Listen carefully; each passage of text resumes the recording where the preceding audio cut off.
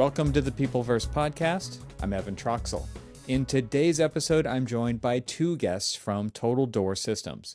My first guest is Patricia Yulkowski. Patricia is the second generation CEO of Total Door. She's a registered architect and has been recognized by RadTech, the Association for UV and EB Technology, and Michigan Manufacturing Technology Center and Society of Manufacturing Engineers for innovation and best practices. She's also the past president of BHMA. Patricia, welcome to the Peopleverse. Well, thank you for having us on your show. Also joining us today is Candace Kitchen. Candace is the primary presenter and educator for Total Door Systems, Integrated Door Systems, Life Safety, and Building Codes courses. She has more than 3 years' experience in working with architects, engineers, hotels, fire safety personnel, and others to ensure that they have the latest information on life safety building codes and product options to ensure compliance. Candace is a central part of Total Door Systems' customer service team and helps each customer with their characteristic high energy and positivity. Candace, welcome to the Peopleverse. Yeah, thank you for the opportunity. Patricia, this is your company. Maybe you could just give us a little bit of history of your ownership of the company, how that all happened before we really jump into the people side of things. I would love to hear that as well. Okay, well, it's interesting. Even though I'm in manufacturing, Total Door has a long history with architects. My father was actually an architect working for Saarinen on a pretty high-profile job, and they had an issue where the lever springs failed, and the doors to a very high-end house opened while the owners were on vacation. Oh. So, and it was a Saarinen designed house, so he spent a lot of his time trying to figure out what happened to solve that problem, and he just got so engaged with the mechanics of the lock that he kind of got carried away, and eventually Saarinen had to tell him, well, you've either got to decide whether you're going to play with locks or be an architect, because I cannot bill for that. So there was another German gentleman, Helmut Borchert, that worked in the office with my father, and they decided to go into hardware. So they initially started by importing locks from Germany, and they were very successful, grew rapidly, but the production could not keep up with the demands of what they were selling. Wow. And we really didn't have lever locks here at that time, which is why they were importing them. So he decided that he could make his own lock. So he designed and developed a mortise lever lock, which was called General Lock. And he had that for several years, and it was extremely successful. Had a lifetime warranty on the product. After many years, he ended up selling to Schlage. And that is now the basis for, I believe it's their K line. And to date, they actually still make that lock. So wow. After he sold the company, he had a non-compete, so he could not produce lever mechanisms or lever locks. So he decided to look at a way to find a solution for the entire opening, not just providing a component, but how to find a solution. And the initial concept was, perhaps I could extrude a door system that would fill the whole opening. So I would extrude the hinge, the latch mechanism, door body, and that was really his initial concept for Total Door. So he had probably 4 or 5 prototypes, and on the 5th, he was ready to give up, but it worked. And so Total Door was born. And of course, he went with all push-pull trim. So we started with non-rated doors with push-pull trim.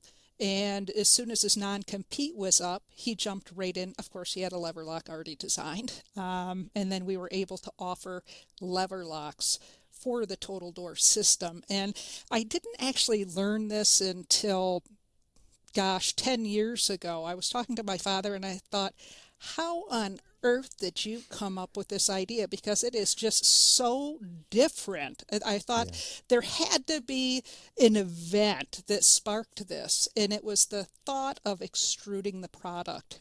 And what's very interesting about this is a continuous product like an extrusion, eliminates all the point loads. And you go from a point load to a continuous load, which has a drastic impact on the performance and function.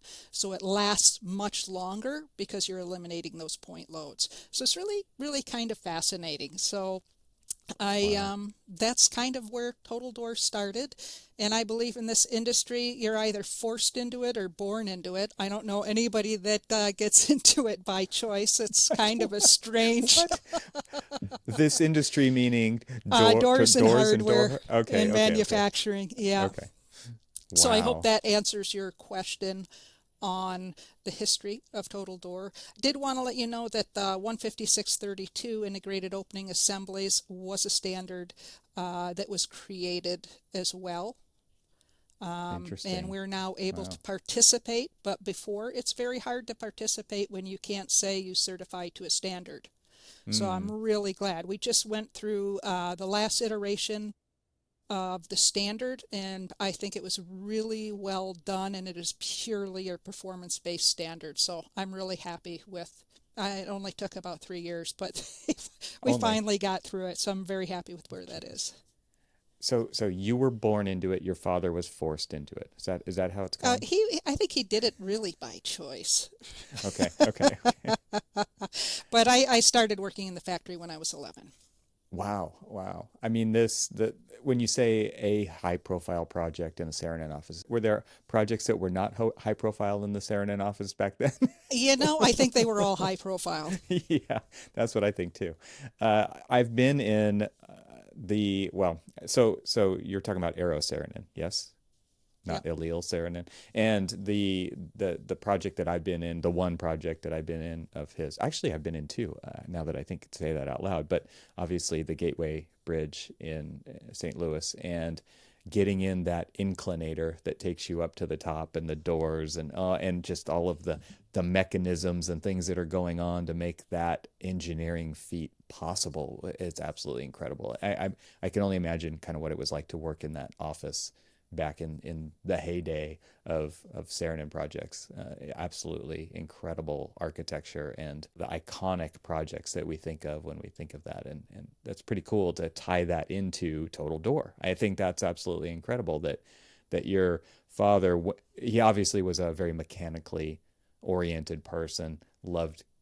I can totally relate to that. Like as a kid, taking things apart, putting them back together, figuring things out, and the problem solving as an architect that led to, I think, is all part of the DNA of architects. It kind of makes sense that you as an architect as well, and starting on the factory floor at age 11, that's a great story. That's really fun.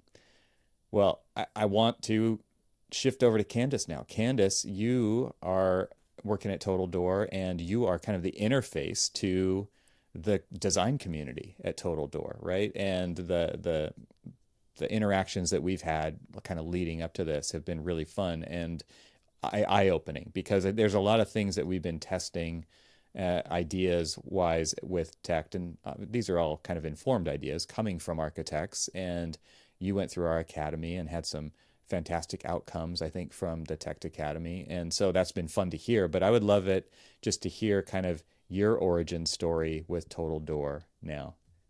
Yeah, absolutely. So, my very first job was at Ace Hardware, and I loved Awesome. that job because I got to help people, and people came in all the time with questions, and I had to learn it and figure it out. And I got to learn from my dad, who actually worked there with me, and he got to teach me all of these things. And so, one day at the dinner table, I was just finishing up my human resources degree at Oakland University, and my mom was talking about how, oh, they need to fill their human resources position at Total Door.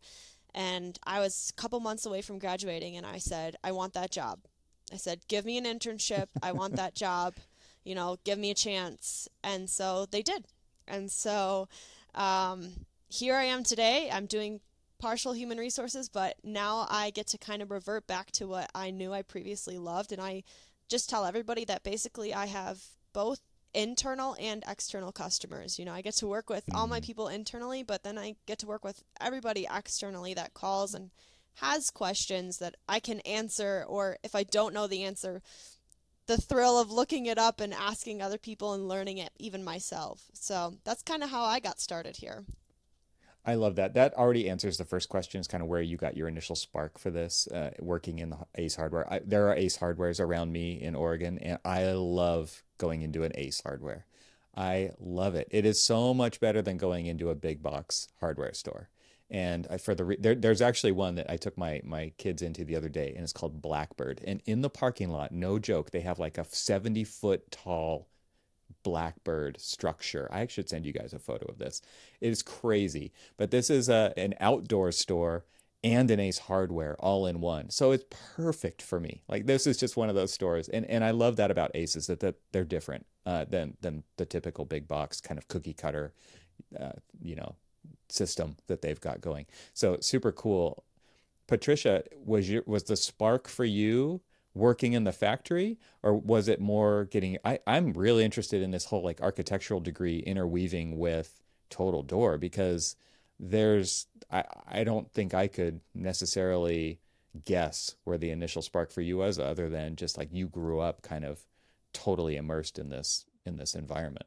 It's interesting. The questions were great that you asked, and I was reflecting on the initial spark, and I don't know that it is anything particular or an industry that sparks my desire, Mm, but it's the ability to problem solve and make improvements and help people. So hmm. it was a difficult change to go from architecture to manufacturing. I'm thinking, God, I spent all this time studying, and Yeah, what am I right. doing? But it was just such a great opportunity to have a problem that you can solve and have latitude.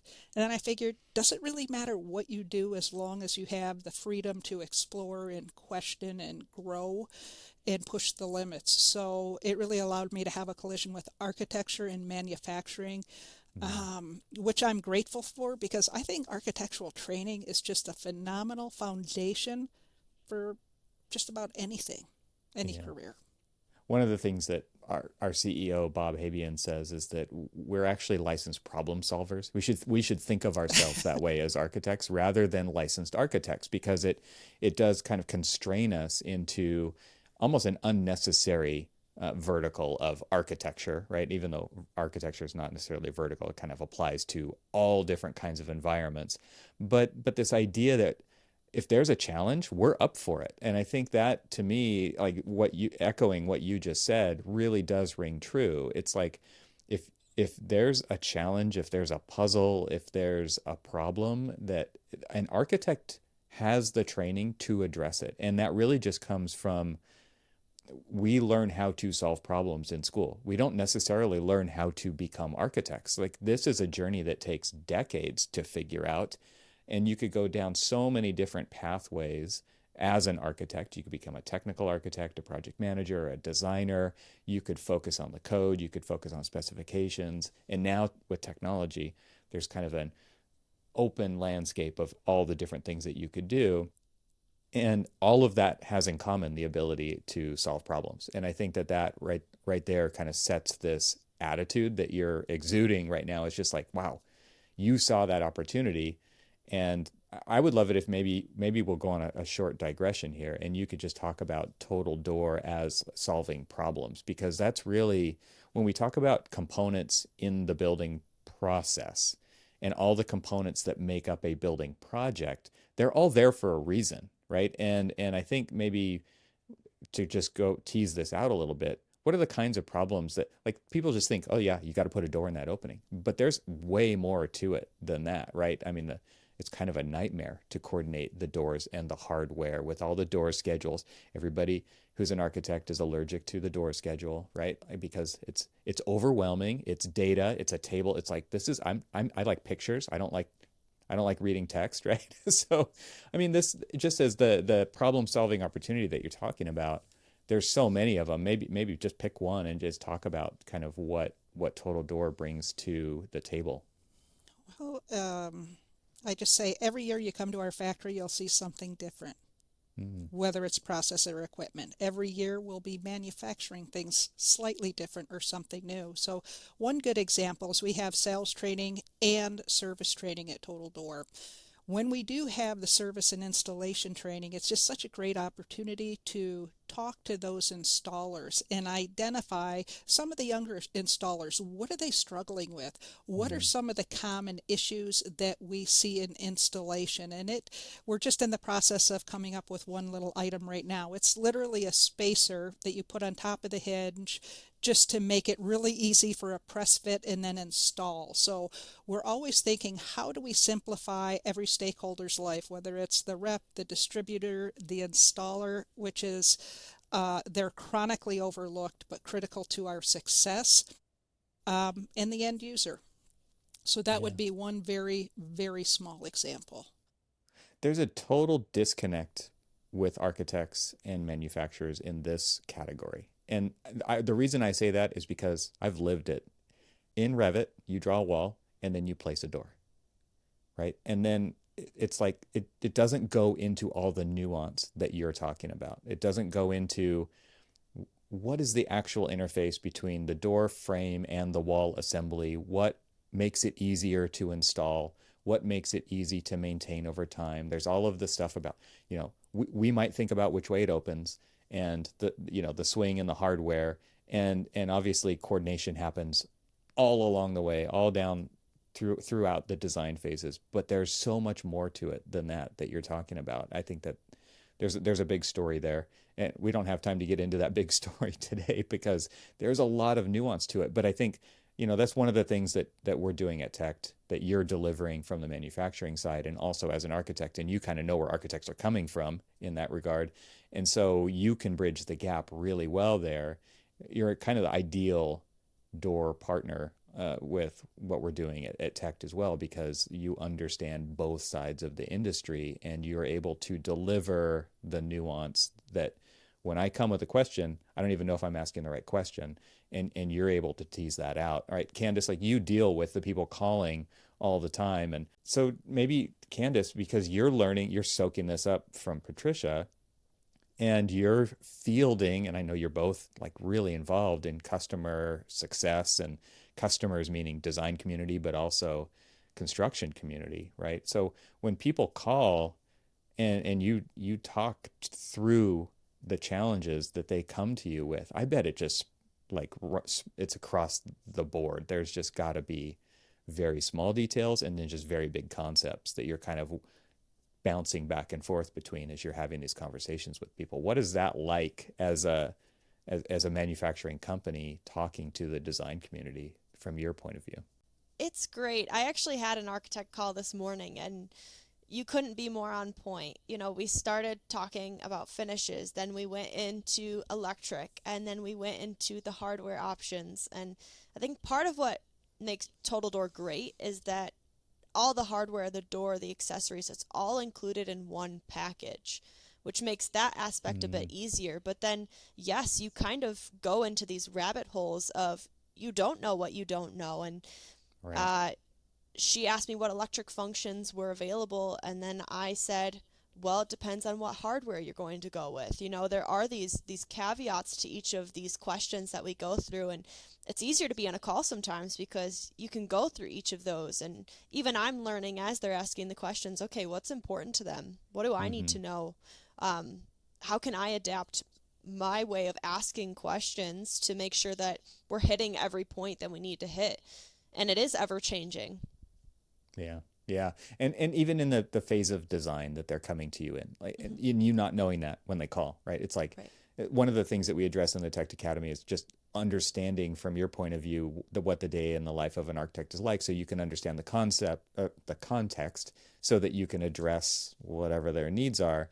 And somebody could call, like you're talking about this architect, she could call and be on schematic design phase for this project, and she could call tomorrow and be in construction document phase of a different project in a different place, and you can't assume that she's calling about the same thing, right? And so conversation, a real life human to human phone call, actually is a shortcut because if she were to try to find the information that she needs for two different projects in two different phases in two different locations from one day to the next on a website, that would be actually really difficult. Again, speaking from experience as an architect. And so that phone call is huge. And I just wanted to point that out because you're reinforcing, I think, something really important. It's a huge message from what we're doing at Tech, which is the people are the shortcut to the answers that design professionals have. So I love that story. So I'm glad that we had the chance to talk about that. Patricia, this whole idea of the Peopleverse, something I talk about here a little bit on the podcast, is like this people compass. Who was it early in your career who really like was a mentor to you in that regard? Was it the family? Is it because it was a family business, or did it come outside of that? Or maybe you can tell us on the mentor side of things. It really came outside of that. When I grew up working in the factory, I moved as far away from the factory as I could. I went to New York for 13 years, and for some reason I ended up back in Michigan. But I would say I've had about 5 mentors in my life, and I just feel so fortunate that no matter where I've been, there's always been someone who has been extremely knowledgeable, very giving, and very supportive. And I think every environment or every place I go, I always look for the opportunities because I love to learn. And I think we often, as people, overlook those wonderful folks that are out there that can be mentors because they come in all different forms. And there's just so much to learn. So even now at my ripe age, I still have mentors. And it's really fun. One of them is older, but I gotta tell you, I really learn a lot from the younger team members that we have. So I think we probably mentor each other in a way. I agree. I think mentorship is a two-way. I mean, it benefits both sides. And I'm glad that you pointed that out because, and actually I have a question for you now that you said that you have 5 different mentors. Did you seek them out? Did they seek you out? Was it a little bit of both? Or because I do often see younger folks waiting to be picked as a mentee. And so they may be like open to the opportunity of mentorship, but they're not actively searching for a mentor. And I kind of feel like the responsibility is on the younger person to seek the mentors. Absolutely. If you don't have the desire and the hunger, time is a finite resource. People are not going to give that to you unless it's impactful, is my feeling. So my first mentor was an artist, and I offered to sweep his studio for free. I just wanted to get in and work with them. That's how you got your foot in the door. That's how I got my foot in the door, and I got great painting lessons. I built his armatures for about a year. Learned some of the great masters' recipes for shellacs and oil painting, so it was really, really wonderful. So that was the first mentor that I sought out. But I would have to say I sought all of them out. I don't think anyone said, hey, kid, let me show you the way.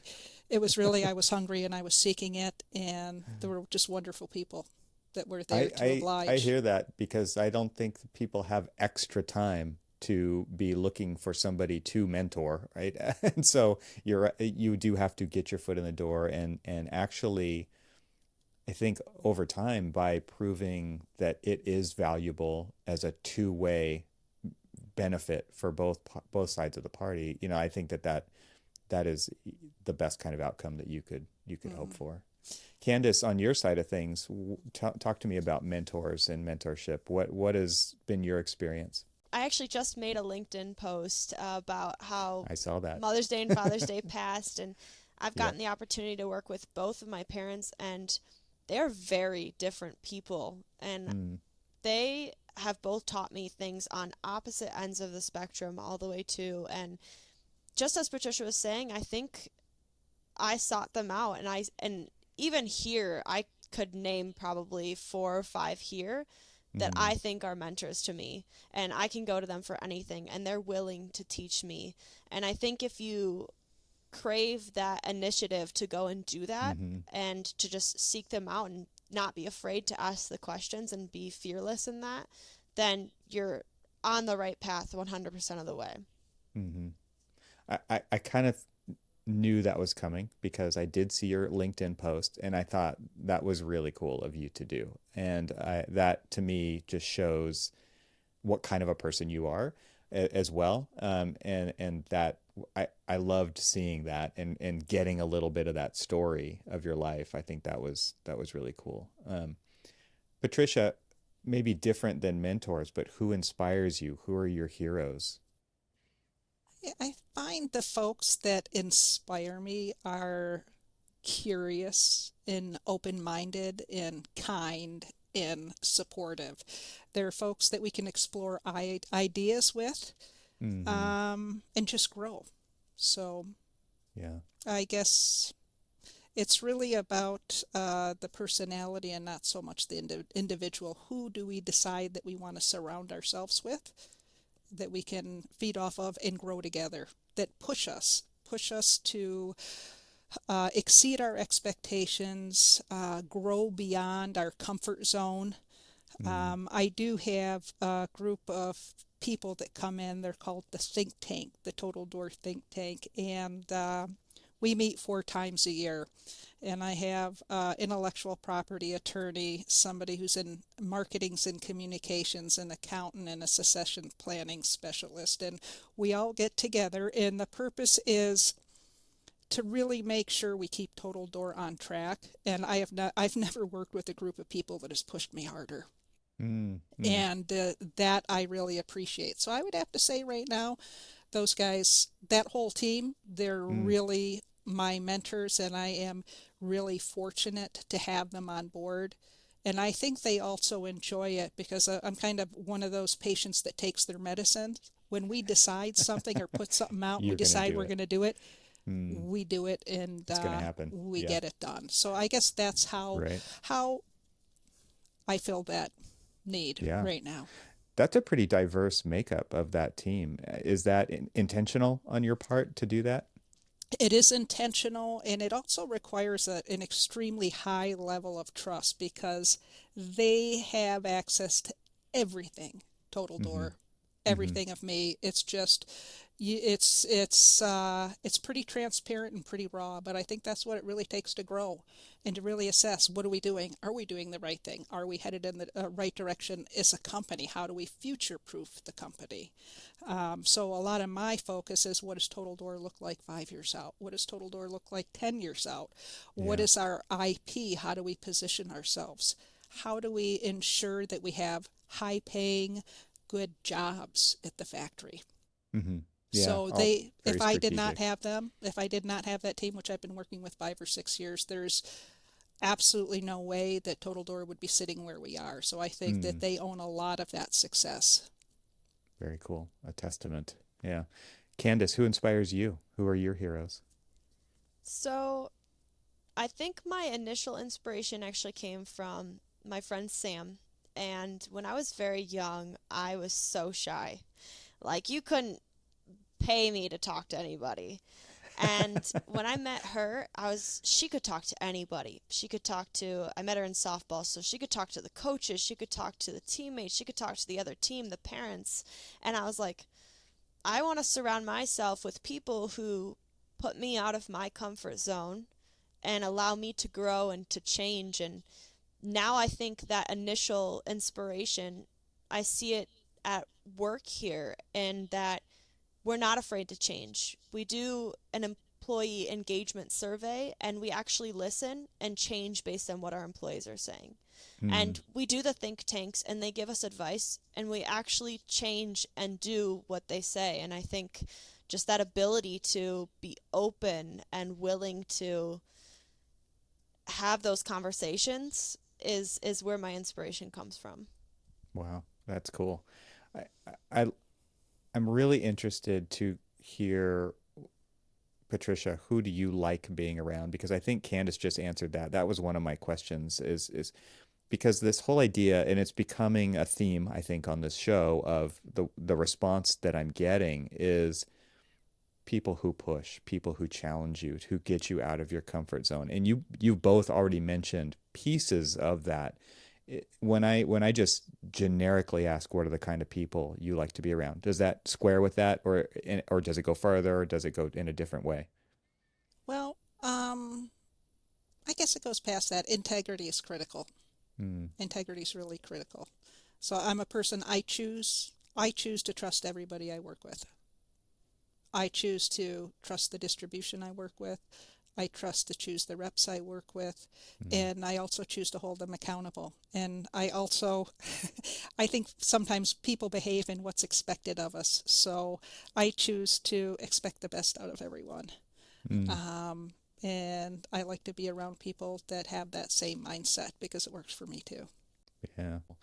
Who was the first person who enabled you, Candace, to get your hands dirty in this industry? Was it your mom and who like tied you into this, or was it somebody you found at Total Door after you got in and maybe things really clicked? I'm curious to hear. A little bit of both. So, yes, my mom works here, but at work it is Jean. And when I worked with my dad at work, it was Greg. Mm, And I love that we can keep it professional, and I expect that everyone else around me can keep it professional as well and not say, your mom, and come up to me and say, hey, Jean asked this. And mm, so she got me into this industry here, um, but I was doing HR to begin with. And mm. so I kind of just started learning, and I can look around right now in my office and I can see across the hall, John has helped me, and Michelle has helped me, and Brian and Patricia, and they all pushed me and they were willing to teach me. And I think that's what gave me that push, is that they were just so willing to help me and I wanted to learn. Yeah. I want to share a little story with you. So we had a product launch a couple of years ago for the Safe Frame, and we were all geared up for this big launch. And the long and the short is we hit a gap and we didn't have anybody to present.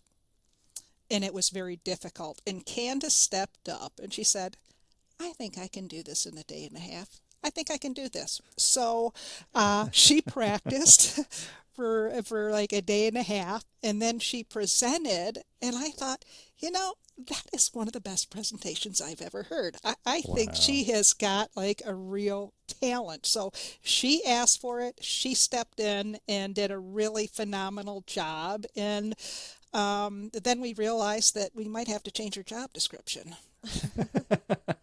That's a good place to be, Candace. That's pretty cool. Hmm.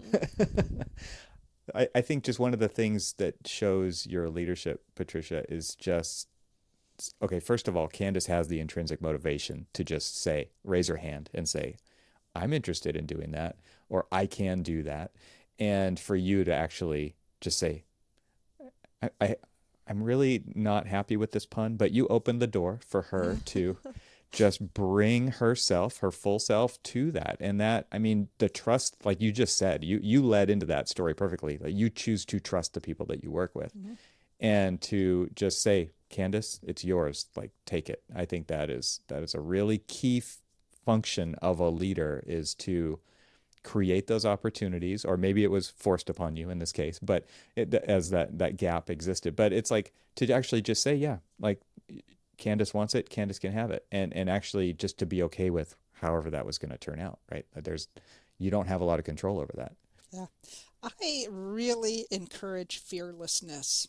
And I Mm, think the older we get, the more entrenched we can get in our patterns. And I think it's really important to bring in the next level of management and a younger team that brings excitement and fearlessness. And sometimes the mhm. lack of experience or processes gives them such an open mind and an Yeah, ability to look at a problem from a completely different perspective than I ever would. Because, hmm, we have learned a lot and we're very knowledgeable, but we're also really tainted by that knowledge as well. sure, And sometimes yeah. it limits our growth. So it's been pretty exciting to watch her grow and evolve into this role. I've noticed just as a parent that kids, my kids included, there's a lot of times there's just this total fright, this fear of failure, and so then they end up taking the kind of, they're just watching life happen and they're waiting to be told what to do. Because if you're told what to do, then you're not putting yourself out there and potentially getting it wrong. And I love what you just said about kind of that naivete, using it as to your advantage. And I've brought it up, I think, on this podcast before. I have podcast amnesia, so I'm not completely sure. But the Japanese meeting culture that I've heard of in corporate Japanese meetings is that the senior leadership speaks last. The younger colleagues, they always talk first, so that they're never potentially disagreeing with what a leader said, because the leader hasn't said it yet. And so they are able to put their ideas out there without fear of political suicide, as it were, in a company. And we see that all the time, right? Where it's like the younger folks just sit back, they sit in the last row, they don't even take the initiative to speak. They're not invited to speak in many companies because the leader's always right, the leader's in the position of power. And I thought that was interesting the first time I heard it, because it kind of speaks to the story that you were just talking about, where it's like, because they aren't necessarily tainted, they don't already understand the way things work, they actually can bring fresh ideas to the table. And for you as a leader, there's gold there, right? To see it in a new, fresh way through their eyes and experience that.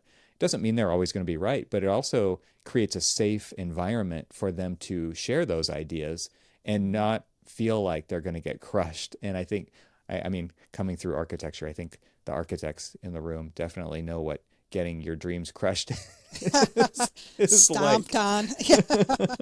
Ripped off the wall. Yeah. But that is something that I've always felt as a designer. There is, when you put your ideas up on the wall, it's a vulnerable state to be in, because they're just ideas. They're just babies. Like they've just been born. And for a leader to go up and say, tell me about this, let's explore this further, rather than this is all wrong, rip it off the wall, is a very different experience that people get. And so just to hear what you were just saying, and to echo that, again, another trait of leadership is to see the way others see things with fresh eyes is actually a really great place to be, if you see it as an opportunity to do that. It's interesting, because when we will problem solve, I'm always very cautious of sharing an opinion, because as humans, we're so easily influenced by what we see and what we hear, maybe without even knowing that. So what if you share or say something that gets somebody on a different path than the path that they were originally going to take? So I really like to leave that open, because I think you get a much better solution. Yeah. We're rounding the corner here towards the end, but I would love to hear from both of you. And you both, I know, have very different experiences when it comes to the interactions that occur between the design community and the manufacturing community. And Candace, let's start with you.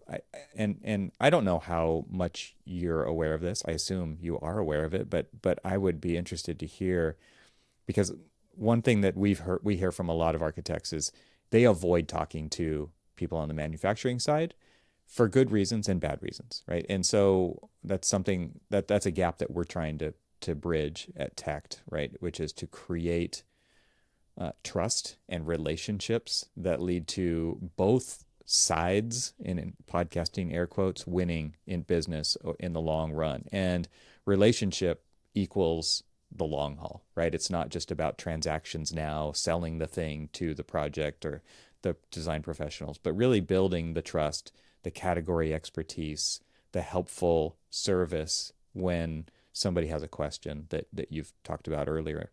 But there is a fair amount of distrust in this interaction between design professionals and manufacturing community. There's a lot of baggage there, right? Over that architects have, like I said, there's probably a good reason for it, because of the way that they've had various experiences leading up to that. I'm just wondering, kind of, why do you think it's important to move more toward the relationship side? Why do you think that it's important for our industry to embrace that so that we can, I would just put it out there, that we can have a better future together? So that aspect of my job is extremely rewarding for me. It's very rewarding to be able to answer people Mm, and get them the knowledge and information that they need. And I think Total Door kind of makes it easy for me. So it's all about life safety and the mm, protection of people. And I think that's a really easy concept to get on board with. And in that aspect, because we are such a niche market, there is no reason for me to not be truthful and to not mm, find them mm, exactly what they need, because we're not going to be a perfect fit for every single opening. But I can tell you where we will be a good fit and why we're a mm, good fit and with what hardware we're a good fit with. And to me, if I can get that across to them and we can potentially save a few lives, that's just so easy for me to get on board with. And I think even in the tech review that I did, the Tech Academy, mm, you were preaching the same thing. It's just as long as you're willing to build those relationships and you know that you can go back to somebody who's going to answer you in a fair amount of time, as well as answer truthfully and be able to tell you when something's not a good fit, mm. then you've got a relationship of a lifetime. Yeah. Something that you said after you graduated from the Tech Academy was that you approached things differently and your calendar was now full of with calls. And I'm just interested to hear that story here on the podcast. Yeah, part of it was building relationships. That was just such a huge part of it. And so all of these people that I had helped in the past year or so, instead of, oh, making a cold call here or there, I could go back and say, hey, how is this project going? We Mm, talked a few months ago. Is this project going well, or do you need any more help? How can I support you? And after that, people were asking more questions and they were mm, asking for AIA presentations. And so I think if we can also do the reach of just building those relationships, those past relationships of people who've already reached out, they're already interested in the product, then I can go back into those. And yeah, my calendar was filling up with AIA presentations and calls from architects just because they knew they could trust me. mm, mm. Okay, so Patricia, you likely have a different, obviously you've been in the industry for longer, and I'm sure you are completely aware of this lack of trust between the two sides. And I know you're in a different position being an architect than most people on the manufacturing side, and maybe understanding where people are coming from or what they need when they seek out information and wisdom from you and Total Door. But why do you think it's important for our industry to embrace trust and relationships as and a longer term view of the interactions that we have to both be successful in business over time? It's really interesting. To me, that's the whole point of business is Mm, having a relationship and trust. So if I interact or if we interact with an architect now and we don't follow through, it just doesn't bode well. And I really think about Total Door. It's not so much all the time what we make, but it's how we work with people. mm, And for us, just an example of how we work with the trust, and this would be with distribution. We have a program here where if there's a tech in the field, and I don't care if somebody misplaced the part or they need something, they've got a CFO, they need to get it installed today, our service manager has an account just to get them what they need. Take care of mm, the customer and let's see what the impact is. And it's worked really well. We have another project right now that's a little unfortunate. We have a project that was not necessarily specified well, nor was it managed well. So I had the opportunity to take Candace to the job site. And what a great opportunity for her to sort of get her hands dirty and say, hey, this is what happens on the job site when you mm, don't yeah. follow the process. But the long and the short of it is we took care of the customer, and that's all that matters. It's like, take care of your customer, you'll figure the rest out later. Yeah.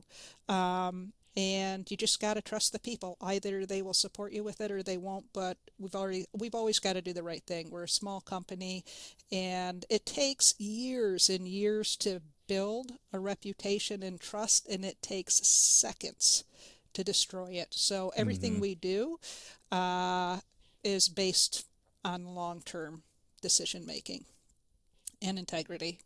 When you're engaging with the design community, obviously being early in those conversations is important so that things can be avoided, like you just talked about, right? Hmm. To get the right specifications in there, but also just the right frameworks and understanding on the design team, in the design team up front, so that things go smoothly further down through the phases of the project. Can you talk about the importance of product manufacturers talking to design teams early rather than focusing on the end of the project and substitutions and change orders and things like that? Just kind of give us a high level overview of where, and again, I think you're maybe a little biased here as an architect of how this might work, but really I think no one is in a better position to actually explain this than somebody who understands both sides.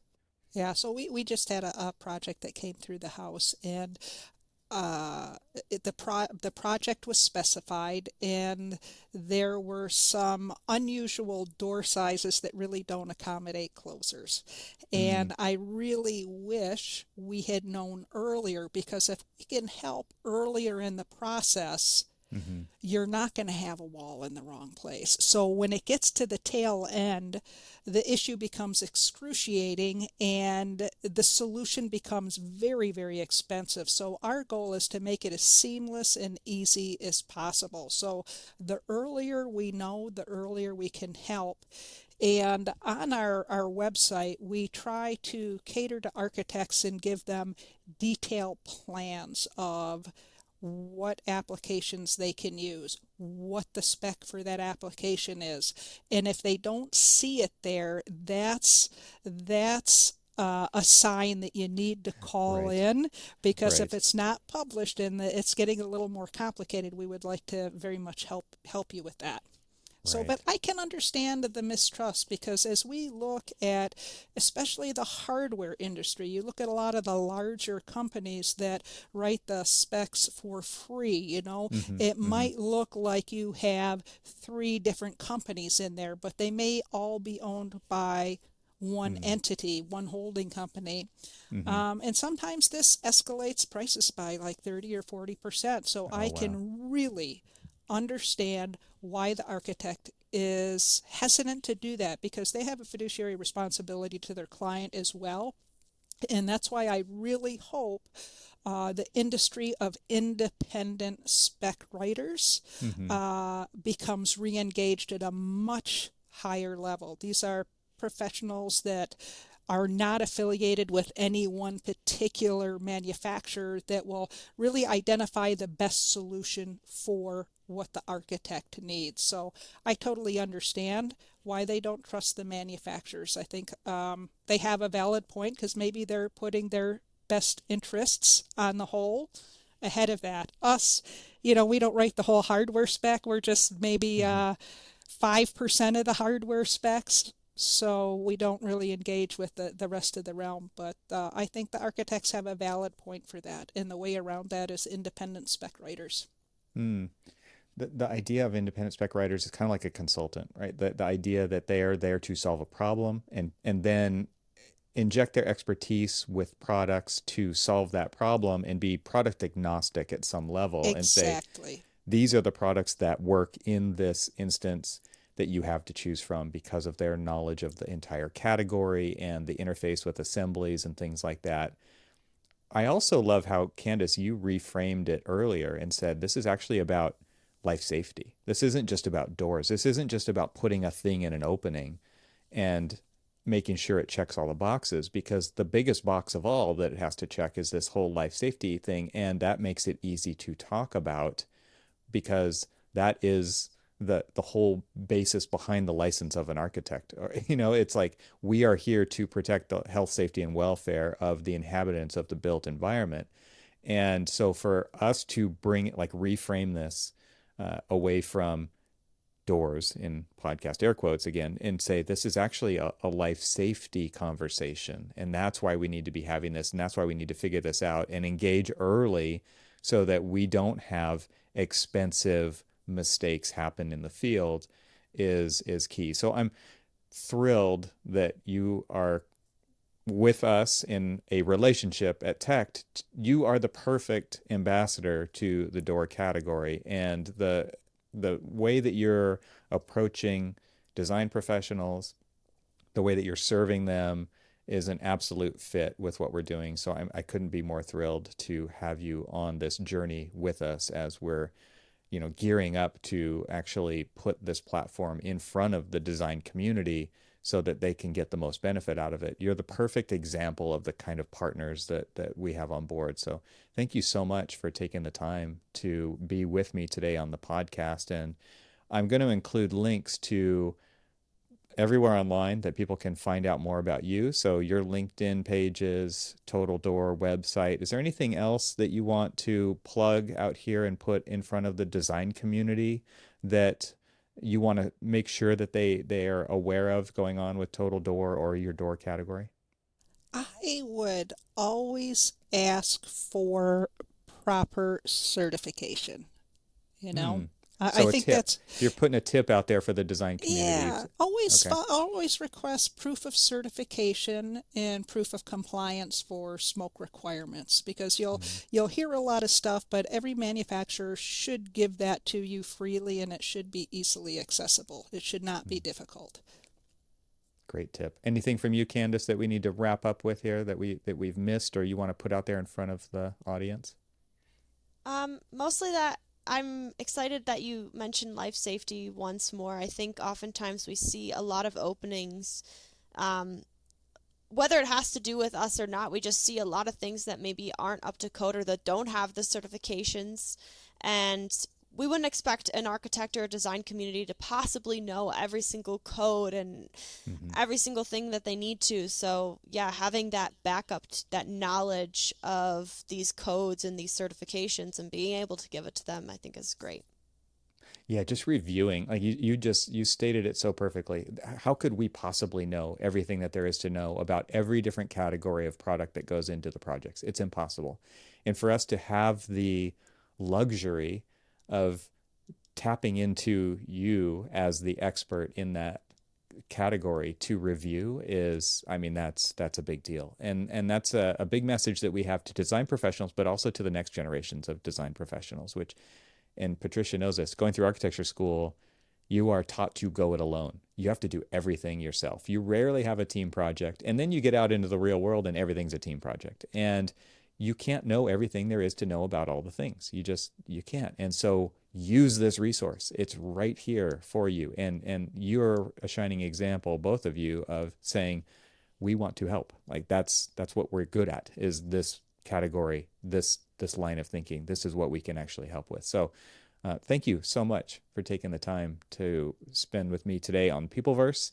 And like I said, we'll send everybody your way so that they can connect with you and get in touch. And another shining example of what you can find on the tech platform. Thank you both, Patricia and Candace, for joining me today. Thank you. Thank you. And that is a wrap for this episode. Peopleverse is powered by TECT and produced by TECT Media. For more episodes and access to the show notes, visit peopleverse.fm. To learn more about TECT, visit tect.com, where you can experience the shortest path from keyword search to local building product expertise.